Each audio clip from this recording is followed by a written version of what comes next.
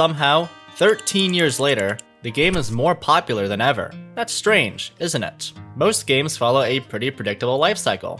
They launch, explode in popularity for a while, and then slowly fade away. But GD clearly didn't follow that pattern. So instead of looking at it like a normal game, I decided to do a deep dive, and I've come up with some interesting findings.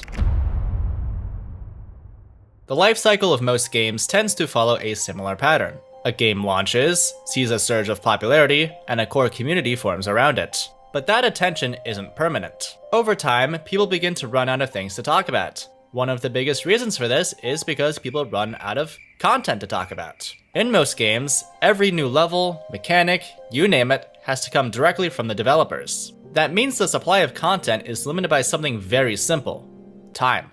And players consume content much faster than developers can produce it. This often creates the feeling of a waiting period where developers work on new updates that can create a pretty sizable amount of unrest over time. And it doesn't help in the current gaming climate where, for lack of a better term, the attention economy makes this cycle even faster. Thousands of games are released every year, all competing for a finite amount of players. Social media amplifies this even further, constantly shifting attention towards whatever game is trending at the moment. Once a game stops appearing in the upper echelon, its visibility drops quickly, and this drop is often very steep. Most games also heavily rely on their launch window to generate that attention. Marketing campaigns, trailers, and influencer sponsorships create a huge spike of visibility when a game first releases. But once that momentum fades, maintaining the same level of exposure becomes much harder. Eventually, newer competitors arrive offering similar experiences, but with the advantage of novelty at their disposal. In other words, most games eventually decline because they run out of content or attention, or in some cases both. If you were to look at the lifecycle of most games, you'd find this in about 99% of cases. But GD somehow avoided that cycle entirely. Why? The answer starts with something that most games never fully achieve: a perfectly segmented audience. Even I don't have one. Around 92% of my viewers aren't subscribed, so if you enjoy these type of breakdowns, feel free to help change that. Segmentation is a marketing term that refers to dividing a product's audience into groups based on different motivations, behaviors, or interests. Most games primarily appeal to one dominant player type, but GD is unusual because it supports several different types of players at the same time, and each of these groups plays an instrumental role in keeping the game healthy. The first group is the casual player base. These are the players that interact with GD the way most people interact with any game. They download it, play through the official levels, maybe try a few community levels, and then move on with their lives like nothing ever happened. On its own, this group behaves exactly how you'd expect in normal circumstances. They arrive during periods of attention, and many eventually leave once the novelty fades. But GD doesn't rely on this group alone, because who do you think are the ones creating these things? The second group, and arguably the most important, is the level creators. GD has an editor which allows players to design and publish their own levels, which means the game's responsibility for producing content is no longer limited to the developer. Instead, it becomes distributed across the entire community. Thousands of creators build new levels, mechanics, and ideas to share with other players. In other words, the community essentially takes on RobTop's job of producing content. You hear that, guys? We've basically signed ourselves up to do the work for a guy who won't update our game for over 2,000 days. But even that isn't the full picture, because there's another group that expands this even further: competitive players. GD is technically a single-player game, but the community has built its own competitive structures around it, and even a multiplayer feature through modding. The main point here is that players will attempt levels so difficult that they can take tens of thousands of attempts to complete, which creates their own individual narratives to follow. The Demon List adds an entirely new layer of engagement that would otherwise be a massive exclusion for a game like this. If creators are the ones that create the content, then the competitive players are the consumers, who push the content to its absolute limits. And then there's the fourth group, which ties all of these together: YouTubers, streamers, and content creators alike. The people that take GD's content and turn it into video content. Extreme demon completions, challenge videos, and long stories continuously introduce the game to new audiences. And because the community constantly produces new levels, there is always something new to feature, which creates an interesting loop. Creators build the levels, players push them to their limits, content creators broadcast these achievements to millions of viewers. And some of those viewers eventually become the next generation of players, the next creators, the next pro players, the next content creators, which creates an interesting dynamic. When you step back and look at these 4 groups together, something interesting starts to appear. Something that more so resembles a loop. But the actual technical term for this exact scenario is known as a flywheel. A flywheel is a growth loop where each part of a system strengthens the next, allowing the entire structure to snowball over time. And this here is what GD's flywheel looks like. This single idea explains almost everything about how the game survives. The result is a system where the community continuously generates the very content that keeps the game alive. But that still leaves one important question. Why GD specifically? Plenty of games have level editors. Plenty of games have competitive communities. Plenty of games have strong YouTube presences. Yet very few manage to hold and even grow their attention over a decade. And that brings us to the next part of the equation. Product positioning. Product positioning refers to how a product differentiates itself within a market. Or, put more simply in this context, why would someone choose this game instead of something else? And GD's positioning is actually built around a surprisingly clever psychological design. When a new player launches the game for the first time, the very first level they encounter is Stereo Madness. And if you've played the game, you'll know that it's not very difficult. Within just a few minutes, most players are able to beat it. That early success creates an immediate sense of progress. Instead of feeling overwhelmed by the mechanics, the player feels capable, like, okay, I can actually do this. And that moment is incredibly important, because a lot of games make the exact opposite mistake. They front-load difficulty. Players fail over and over again, get frustrated, and sometimes quit before they even understand what the game is trying to do. Geometry Dash takes a completely different approach. It builds confidence first. Once you beat Stereo Madness, the next level is a little harder. Then the next one introduces jump rings, and then you go upside down, and before you know it, you're beating levels that honestly would have looked insurmountable when you first opened the game. Each official level increases the difficulty a little bit, but never so abruptly that the player feels completely lost. Well, for the most part. Instead, it feels like you're climbing a ladder where every step up feels earned. But eventually, players will discover the truth that the difficulty ceiling of the game is basically limitless. The same game that lets a brand new player win within minutes also contains levels that can take experienced players hundreds of hours to beat. And that creates a powerful position in the gaming market. Geometry Dash ends up being easy to start, rewarding to improve at, but almost impossible to fully master. That combination is extremely powerful, because it allows the game to support players at every skill level.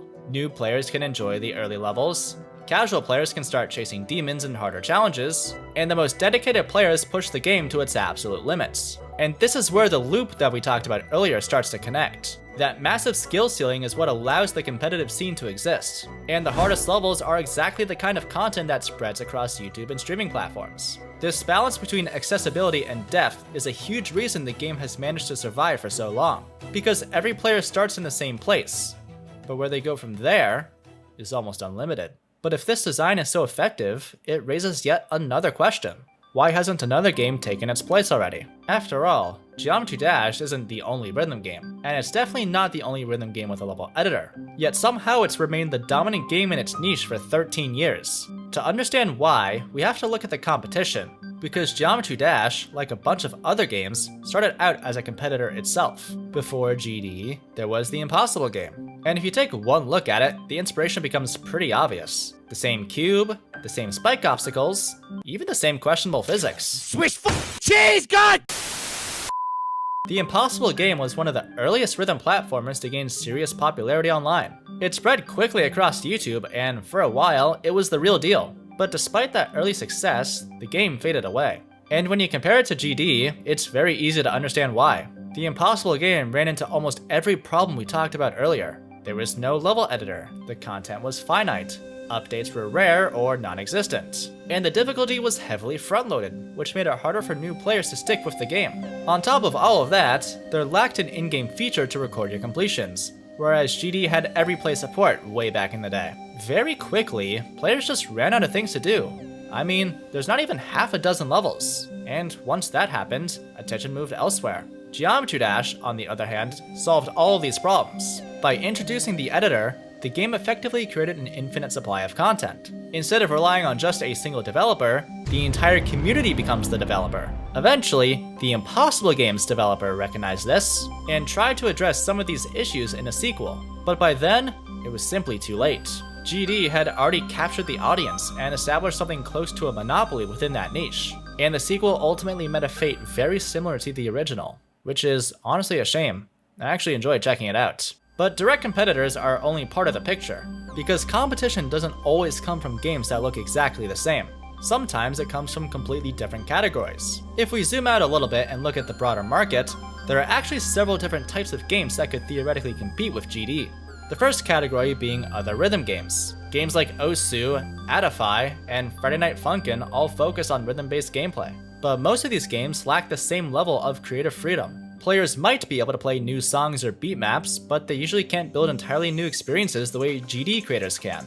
So while they succeed as rhythm games, they don't develop the same kind of content loop.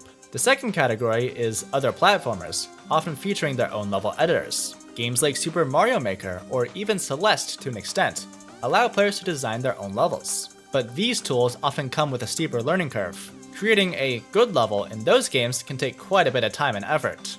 That said, GD levels sometimes take years to come out, so maybe it's not so much of an issue after all. But GD's case hits a very unusual balance. Its editor is powerful enough to create monstrosities, but simple enough that almost anyone can experiment with it. And that accessibility dramatically increases the number of potential creators inside the community. The third category is the mobile game market itself. Most mobile games are designed around relatively short lifespans. They rely on aggressive monetization and constant marketing just to stay visible. But GD was released early enough to establish a presence before this climate truly began to take shape. It has the accessibility of a mobile game, but it's not necessarily overloading your senses trying to get you to play it, which means it can survive in an environment where most mobile games burn out fairly quickly. Isn't that special? It's a rhythm game, a creative platform, a competitive challenge, and a YouTube-friendly spectacle, all inside one product. And that combination makes it incredibly difficult for another game to replace. Because to truly compete with it, a new game wouldn't just need to copy one of these elements, it would need to recreate the entire premise. And that's a problem nobody's been able to solve for over a decade. Even today, Geometry Dash still ranks among the top 3 paid apps on both the App Store and Google Play, only being beaten by Minecraft. Which is, the very game that has defined this generation. And if the few dollars to buy the game is too much, allow me to introduce to you Geometry Dash Lite, Meltdown, World, and Sub-Zero. 4 different free versions of the game, each with their own levels and themes. And together, they act as a massive funnel, constantly bringing new players into the cycle. But there is one major contributor to this funnel that has received a very mixed reception in the community, but it's impossible to ignore. Shorts. Since around 2020, platforms like TikTok, YouTube Shorts, and Instagram Reels have completely changed how people consume content online. Instead of watching longer videos, many users now spend their time scrolling through endless, fast-paced clips that aim to grab your attention instantly.